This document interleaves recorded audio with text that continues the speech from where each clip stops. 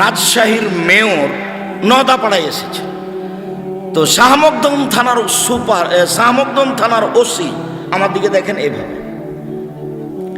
এইভাবে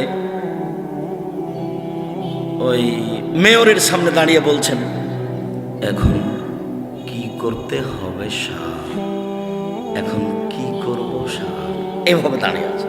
আমি তো ইন্না লিল্লাহি, এটা তো বাপ মায়ের সাথে, এটা কেন এখানে? বাপ মায়ের সাথে হলে এই গতি, এটা কেন এখানে? আপনি অবাক হবেন, পৃথিবীতে সবচেয়ে ভিন্ন ধরনের ব্যতিক্রম ইবাদত হলো সালাত। চারটা জিনিসের সাথে কোনো আপোষ নাই। 1 5 ওয়াক্ত সালাত, 2 হালাল রুজি, 3 কোরআন তেলাওয়াত, 4 দুজন যেখানে বসে আছে সেখানে বসবেন না, বসলে ধ্বংস হয়ে যাবেন। দোকানে যাবেন, আসসালামু আলাইকুম, 1 কেজি লবণ নিতে এসেছি আর 100 মরিচ দেন, নেওয়া হয়ে গেছে, আসসালামু আলাইকুম। ওখানে দাঁড়িয়েও থাকবেন না, বসা তো বহুদূরের কথা, বসা তো বহুদূরের কথা, দাঁড়িয়েও থাকবেন না। সাবধান, সবকিছু হারাবে। সম্মানিত দিনী ভাই বোন, রাসূল সাল্লাল্লাহু আলাইহি সাল্লামের এই কথাটাকে আপনি যথাযথভাবে মূল্যায়ন করার চেষ্টা করেন, অবশ্য আপনি সফলতা অর্জন করবেন। এই মধ্যখানে যে হঠাৎ করে কথা চারটা বলে ফেললাম, এই কথা আপনি মনে রাখবেন। দুইজন যেখানে বসে আছে সেখানে বসে আড্ডা পিটবেন না। ওখানে আড্ডা পিটলে ওরা যে কথা বলছে ওই কথার সাথে আপনি জড়িয়ে যাবেন, তখন আপনার সব কিছু হারিয়ে যাবে। বলছিলাম 5 ওয়াক্ত সালাতের কথা আল্লাহ কোরআন মাজিদে এত বিস্তারিত বলেননি, কিন্তু বাপ মায়ের সামনে কিভাবে যেতে হবে তা আল্লাহ বলছেন, ধীর মেজাজে ধীরে হেঁটে যাও, বাপ মায়ের কাছে ধীরে আস্তে হেঁটে যাও। বাপ মায়ের সামনে কথা বলার সময়তে হাতটা নিচু রাখো, বাপ মায়ের সামনে কথা বলার সময়তে কণ্ঠটা নিচু রাখো। বাপ মায়ের সাথে কথা বলার সময় আমি নিষেধ করলাম তবুও গেলেন, এরকম কোনো কথা ব্যবহার করবা না। একদিন তুমি ছিলে তোমার মায়ের কোলে, এখন তোমার মা তোমার কোলে, গোসল দেওয়া বা তুমি, কাপড় বদলে দিবা তুমি, সাবান গায়ে দিবে তুমি, মেডিকেলে নিয়ে যাবা তুমি, তার সার্বিক দায় দায়িত্ব পালন করবে তুমি। তোমার বোনেরা তো নাই, ওরা তো গেছে শ্বশুর বাড়ি, ওরা তো এসে না তোমার খিদমত করে দিবে না তোমার মায়ের। আর তোমার বউ তো তোমার মাকে দেখবে না কেন? তোমার মা দিন রাত তোমার বউকে গালি দেয়, গালি দেয়, এ কথাই ঠিক। ঘুম থেকে উঠে দেখবা যে মাটির উপরে সবচেয়ে খারাপ মানুষ হলো আমার মা। বাড়িতে গন্ডগোল বাঁধিয়েছে আমার মা। আরে আমি দিয়ে আসলাম 1000 টাকা আমার মায়ের হাতে, সকালে আমাকে বলছে, বেটা টাকাটা তোমার বড় বোনের ছেলেকে দিয়ে দিচ্ছি। সবকিছু নাকি বড় বোনের ছেলে। আপনি বাস্তব যদি দেখতে চান, আগামীকালকে আপনার ছেলেকে আর আপনার বোনের ছেলেকে একসাথে বসাবেন আর একটা বড় মাছ নিয়ে রান্না করে আপনার মাকে তুলে দিতে দেখবেন। আমার তুলে দেন তো ওদের প্লেটে, দেখবেন আপনার মা আপনার বোনের ছেলের প্লেটে বড় গোশতটা, বড় মাছটা দিচ্ছে। দেখেন আপনি পরীক্ষা করে, আপনার মা যা করবে সবই উল্টা। মুখ খুলতে পাবেন না, একবারে মুখ বন্ধ, কোনোদিন মুখ খুলতে পাবেন না। মুখ খুললেই পরকাল হারাবে। মায়ের পায়ের নিচে জান্নাত, এ কথাই ঠিক। বাপ মায়ের সেবাতে জান্নাত, এ কথাই ঠিক। তাদের উপরে রাগ করলে, গরম হলে জাহান্নাম হবে, এ কথাই ঠিক। তারা এখন এই বয়সে সব কথা উল্টা বলবে, এ কথাও ঠিক। ধৈর্যের পরিচয় দিয়ে বাপ মাকে মেনে চলতে হবে। 3 ওলা তাতরকান্না সালাতান মাকতুবা, কখনো ফরজ সালাত ছেড়ে দিবা না। যদি ছেড়ে দাও তাহলে আল্লাহর দেখাশোনা তোমার উপর থেকে সরে যাবে। 4 ওয়া ইয়াকাল মাসিয়াতা, সাবধান, পাপ থেকে বেঁচে থাকো। যদি পাপ হয়, হাল্লা সাখাতুল্লাহ আলাইকা, তোমার উপরে আল্লাহর পক্ষ থেকে অসন্তুষ্টি নেমে আসবে। তার মানে রুজিতে ক্ষতি হবে, ব্যবসায় মার খাবে, চাকরি হারিয়ে যাবে, অভাব অনটন নেমে আসবে, কর্জ বেশি হয়ে যাবে। পাপ যদি আপনার ভিতরে বেড়ে যায় তাহলে ব্যবসা মার খাবে, পাপ বেড়ে গেলে চাকরি হারিয়ে যাবে, পাপ বেড়ে গেলে ধার কর্জ বেশি হয়ে যাবে, পাপ বেড়ে গেলে রুচিতে সংকীর্ণতা নেমে আসবে, পাপ বেড়ে গেলে মানুষের অসন্তুষ্টি চতুর্দিক থেকে আপনার উপরে নেমে আসবে, একবারে দুনিয়া সংকীর্ণ হয়ে যাবে। এই জন্য আল্লাহ রাসূল বলছেন পাপ থেকে বেঁচে থাকো। তারপরে রাসূল সাল্লাল্লাহু আলাইহি সাল্লাম বললেন, ওয়ালা তারফা আসাকা আনহুম আদাবান, পরিবার থেকে লাঠি উঠিয়ে নিও না, পরিবারের শিষ্টাচারের লাঠি লাগে। তারপরে বললেন ওয়াখিফহুম ফিল্লাহ, পরিবারকে আল্লাহর ভয় দেখাও। সম্মানিত দিনী ভাই বোন, দেখুন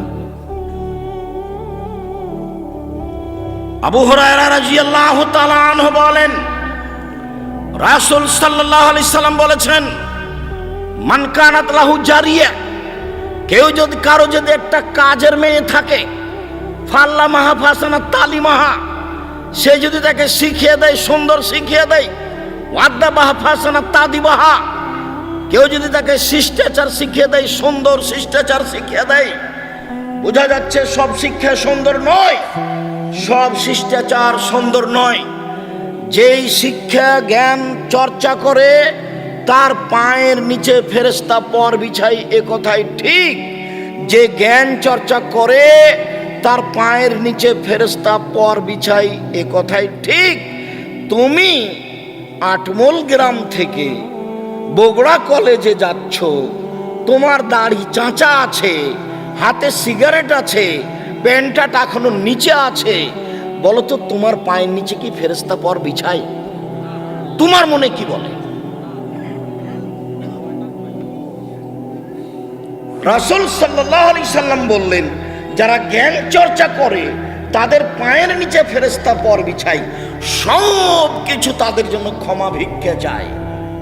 বাল্বগুলো, সামিয়ানাগুলো, মাটি, মায়, কাগজ, সব কিছু পৃথিবীর সব কিছুই ওর জন্য ক্ষমা চায়। আল্লাহ এই জ্ঞান চর্চা করে তুমি একে ক্ষমা করে দাও, আল্লাহ এই জ্ঞান চর্চা করে তুমি তার উপরে বরকত নাজিল করো, সব কিছুই তার পক্ষে দোয়া করে আল্লাহর কাছে।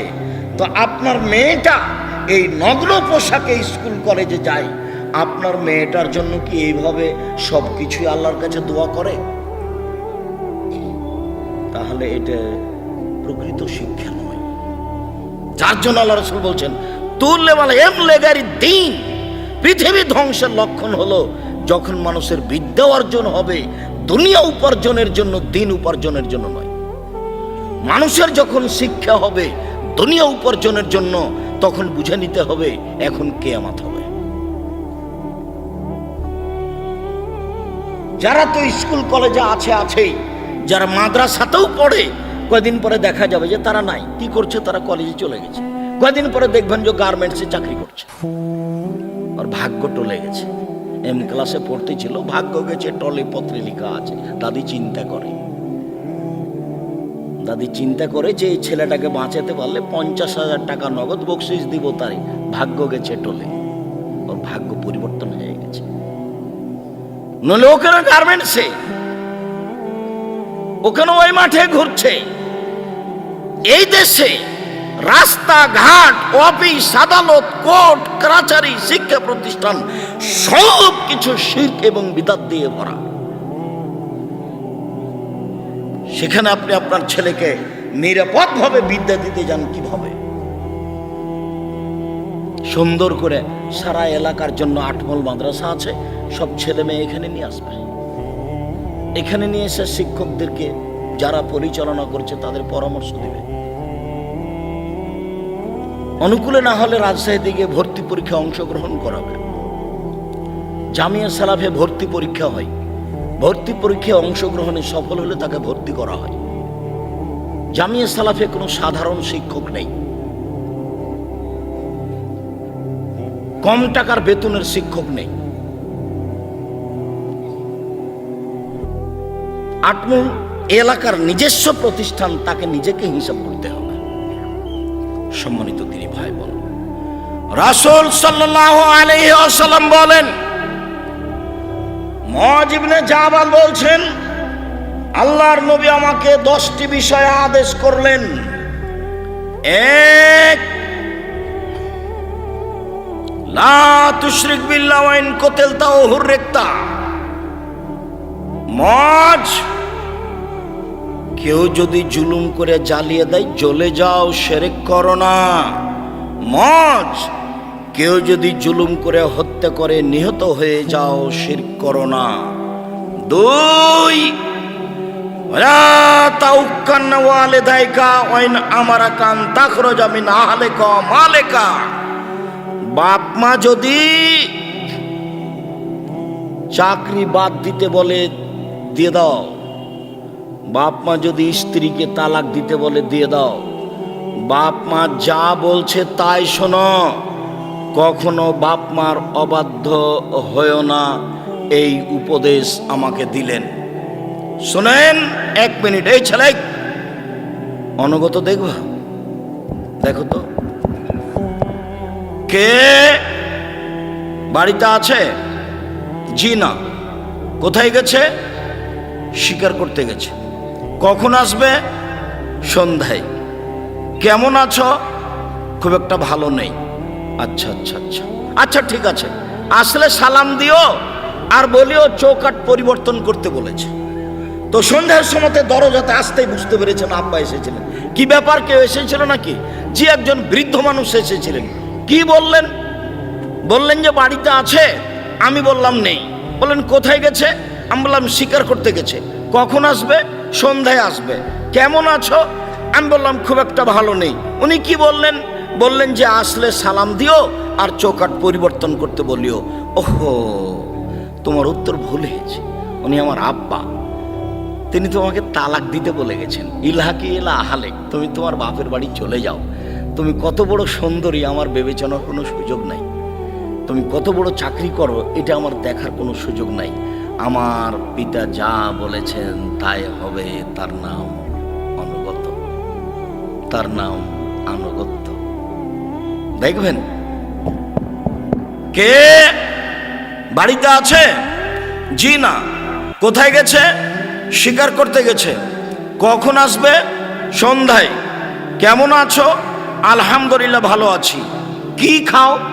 এই বাক্য আগে ছিল না। কি খাও? গোশত আর পানি। আচ্ছা আচ্ছা, ঠিক আছে, আল্লাহ তোমাদের রুজিতে বরকত দান করুক। আসলে আমার সালাম দিও, চৌকাঠটা বহাল রাখতে বলিও। সন্ধ্যার সময়তে আসতেই বুঝেছেন আমার আব্বা এসেছিলেন। কি কেউ এসেছিল? হ্যাঁ, একজন বৃদ্ধ মানুষ এসেছিলেন। কি বললেন? বললেন যে বাড়িতে আছে। আমি বললাম নেই। কোথায় গেছে? শিকার করতে গেছে। কখন আসবে? সন্ধ্যায়। কেমন আছো? আলহামদুলিল্লাহ ভালো আছি। কি খাও? গোশত আর পানি। কি বললেন?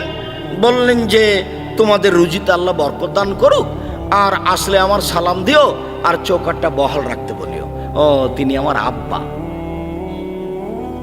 তোমাকে স্ত্রী হিসেবে থাকতে বলে গেছে। আমার আব্বা যা বলছেন তাই হবে। এর নাম আনুগত্য। একদিন তোমার মা ছিল, একদিন তুমি ছিলে তোমার মায়ের কোলে, এখন তোমার মা তোমার কোলে। তোমাকে দেখতে হবে। 1 মিনিট দেখো তো, আমি একটা দৃশ্য দেখাই। একদিন আদর্শ পরিবার নিয়ে আমরা বিভিন্ন দিনে বিভিন্ন ধরনের কথা বলেছি। সেই দিকে একটু লক্ষ্য রেখে পরিবারটাকে সুন্দর করার চেষ্টা করবেন। আজকে আটমল সালাফিয়া মাদ্রাসায় এসে